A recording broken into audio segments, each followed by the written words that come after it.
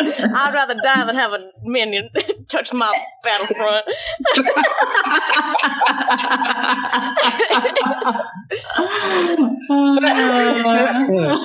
Cold open, everyone.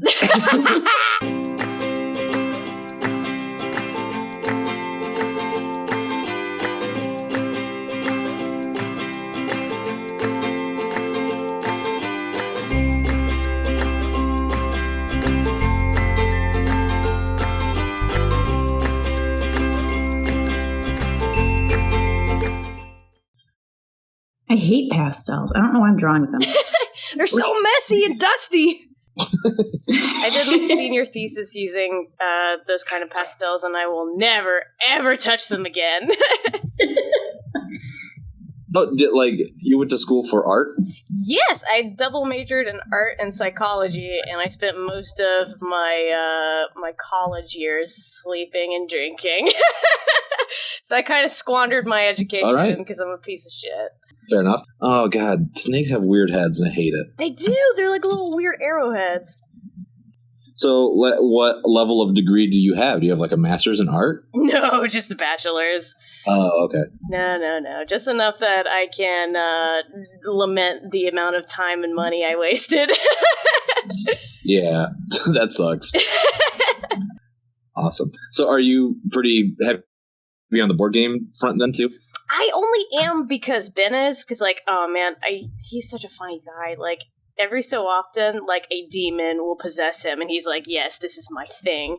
And lately it's been board games, and so this past year for Christmas, like, that's all he wants. He started watching a lot of, like, Geek and Sundry videos and getting really into that. And I think it's a cool habit to have, because just, like, I've been introduced to a bunch of, like, cool board games that I never would have played, because I always thought board games are just like, Monopoly. The only cool board game I ever played was Settlers of Catan, and nobody wants to play that with me. Do you do, like, tabletop stuff and, like, RPGs and whatnot, too? Oh, yeah. Oh, hell yeah. I started playing D&D in college, and I've never really looked back. Nice. Awesome. So how far does your weeb go? Because, like, I know that you like anime, but do you like the history of Japan, like feudal era? Like what is your fandom? Oh man, I just because I started getting into anime in 4th grade or so. And it was just like Sailor Moon, fuck yeah. And like me and my best friend at the time, Zoe, we like made our own Sailor Moon fan club. And we would just like constantly talk about it, constantly draw it. Like the only reason why I'm an artist now is because like I was such a fucking weeb when I was little. Like I went to conventions when I was in middle school. I made my own cosplays. There are some very embarrassing pictures of me out there in full cosplay. Yeah, and then I dropped out of it for a little while just because I got bullied too bad, and so when I switched schools, I was like, no one can know of my dark nerd past. And then I met... Yeah, really, though. And so, like, every time someone would bring up, like, something super nerdy, I'd be like, I have no idea what you're talking about. What are you trying to say right now? No, that sounds super lame. I hate that. Yeah, exactly. And then it wasn't until I met Ben, and we started talking. I was already in college at this point, and it was just when we were starting to get to know each other. He's like, hey, you said you like Kingdom Hearts, yeah? And I was like, maybe? And he's like, okay, do you like it for the Disney or do you like it for Final Fantasy? And I was just like, I really was into Squaresoft when I was a kid. And he was just like, hold my hand. And he drew out my weakness again. But yeah, the reason why I like anime so much is because when I was a kid, I was really into fairy tales and stuff like that. I really like myths and lore and that kind of stuff. And so anime was just like a whole new sort of background of fairy tales that I wasn't used to. So it was new and exciting and stuff like that. And so that's what really drew me to it. And that's what makes me still love it today, because it's all these new exciting tropes and stories that is not what I'm used to in Western culture. Yeah, because I mean, a lot of it is like a lot of anime that I've seen is like super, super inspired by like Japanese history and culture and mythology. And like it, for most Americans who just watch it casually, don't see all of it. Exactly. But then like you do some research into like their pantheon and like all of the history and mythology, and then you're like, oh, I see why that happened. It's not just random weird Japaneseness. It's actual meaningful Japaneseness. Yeah, exactly. And that's why part of the reason why I love doing the podcast, because like when we review a show, like we get real deep into that bullshit. Right. Yeah, that's like one of the big draws of the show is like you don't just talk about what you like. You're like, hey, but this is also important about it. Yeah, and especially for a show we reviewed recently, Noragami, because that has to do with like gods and deities of the Japanese pantheon, and I learned a lot through researching for the notes for that. Although oh, go ahead.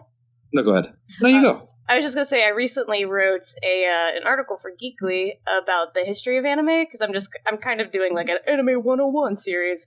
And, like, it's fucking nuts. Anime got its start, a lot of it, in the propaganda films that were made during World War II. And the first Japanese animated film is this, it's a short film about Momotaro, who is, like, a Japanese folklore figure, going with a bunch of cutie animals to bomb Pearl Harbor. And it's just like, holy shit. Right. Oh, man. That's crazy. Yeah, some crazy shit. Yeah, but like one of my biggest interests for a long time is feudal Japan. Yeah, that's just like, awesome. Yeah, like I don't know. I really, really like just, samurai and honor and Bushido and all of that business. So I've always been a big fan of that. Absolutely. I just didn't know if your fandom went as far as all that nonsense. I'm learning more about it, and you're going to fucking laugh at me for this. There is an anime boyfriend game all about the Shinsengumi that follows historical events, and so I was just like, I want to kiss all these dudes, but I'm learning shit. It's kissable and educational. Yeah, just like, oh, they made all these, like, Edo police captains super hot, and I want to smooch them all. Oh, good. Is Shannon still alive? Yep. What would you like to say about anime, Shannon? I know nothing about anime. Some of it's really pretty. Yes. Ugh. Oh man. So like, what do you think about like Studio Ghibli? Is that like too mainstream? No, it's beautiful and perfect, and all the whimsy and good storytelling that I love. Like, I am never too cool for Ghibli. So, like, what is too mainstream? Is like if somebody's like, "Oh man, I love anime. I watch Naruto every day, and Bleach is my favorite." Are you like, fucking get out of here? No, I don't care. Like, if you love anime, come talk to me. I will not judge you for it. Because, like, okay. I think that's just, like, I think that anime elitism is stupid, because we're all just a bunch of fucking nerds watching Japanese cartoons, so why pretend like you're cooler than somebody else based on what you want to watch? We've been making so much shit lately. Well, I've been making so much shit. I have the SHU, and then I have DCW, and then I'm, like, on other shows and trying to start, like, a little network of cool peeps, and... Yeah! So I got so much fucking shit. That is very exciting, though. So, am I allowed to ask what book you read for Good Looks, Bad Books?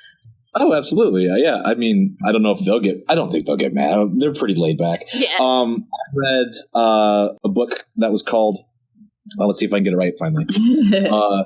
Pounded in the Butt by My Own Book. Pounded in the Butt by My Own Book. Pounded in the Butt by My Own Book.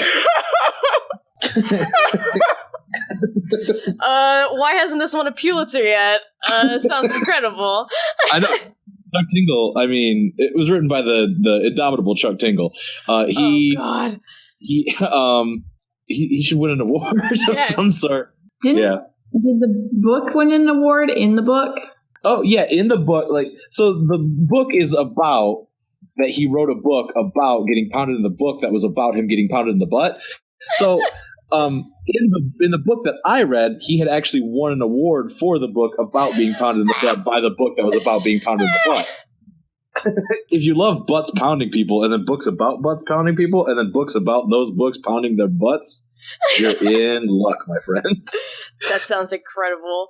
I told Allie that I want to come on and talk about Model Land, which is Tyra Banks' magnum opus. Did she write a romance book? She did indeed, and it is awful. The protagonist's name is Tuki de la Creme, and Wait, hold on, back it up, Shannon. Yeah. You have skin in this game because you are I know about the book. Yes! What? How did you know about this book and never tell me? Because she's talked about it because Alex was trying to pick on me because I am a huge America's Next Top Model fan. Yes, then you need to read it. You need to read it. I knew it existed, but I have not. So the character's name is Tucci? Tucci Della Creme. Is tuking something that she says, or touching, or what does she call twisting your blood? Yeah, the Booty-Tucci. Yeah. So why is it the character's name Stanley Booty-Tucci? Well, like Stanley Tucci. Yeah, like Stanley Tucci, Stanley Booty-Tucci. Can this episode be named Stanley Booty-Tucci? I absolutely can. This is terrible. Okay, so sorry, I derailed you. Go on. Oh yeah, and like smizes are magical objects. And the entire plot of it is just like every, I think 7 years or so, these giant like glamazon models come and abduct beautiful girls and take them to Model Land, where they are sent to thigh-high boot camp to become models. And there are nurses on roller skates, and she falls in love with a beautiful male model. And it is bizarre. There's more than one book. It is a series. It's so good. I hate the world. No, you don't. You love it. I can't handle that. I can't. What am I supposed to do with that information now? It is good shit. like that's not okay, Tyra. That's a crime. Like, she should be arrested. Tyra does what Tyra wants, man. You cannot rein that woman in. Do you watch America's Next Top Model? Yes. I have not seen all the seasons, but especially when it first came out, I was obsessed. Well, you and Shannon got something in Coco then. Oh, it's so good. Yeah. It's done now, though. It is? Yeah, I think so. I hope I'm not saying wrong information, but... I don't think you're going to hurt Tyra Banks' brand. No, but I'm pretty sure the last season was the last season. Gotcha. Oh, that's a bummer. Because it's fun. It's a fun show. Y'all are some garbage criminals. This is like you are... How are you doing this? Like, why are you're doing this to society? It's your fault. It's so good. I didn't realize you were both garbage humans. Yes. What are you laughing about, Shannon? Just you. Why? Because I'm judging and kink shaming you. You're a hypocrite, Mr. Jersey Shore. Yes! Hey, T-shirt time! My dark past. Don't bring up T-shirt time! Cab's here! Cab's here! Cab's here! It show's so fucking good! I love it. No shame.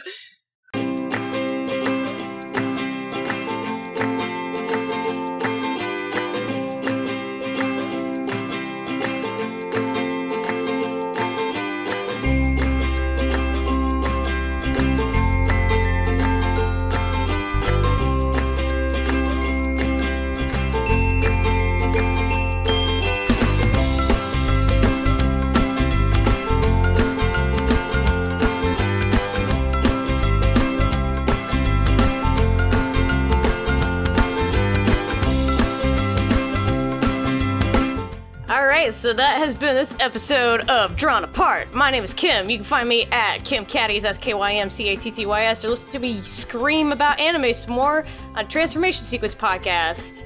Yay! Also, if you like taking Twitter polls where the answer is always minion fucking, go check her out on Twitter because the answer is always minion fucking. I never vote minion fucking. And are you kidding me? Never vote it. It is the devil's answer. It is a choice for people who are bad.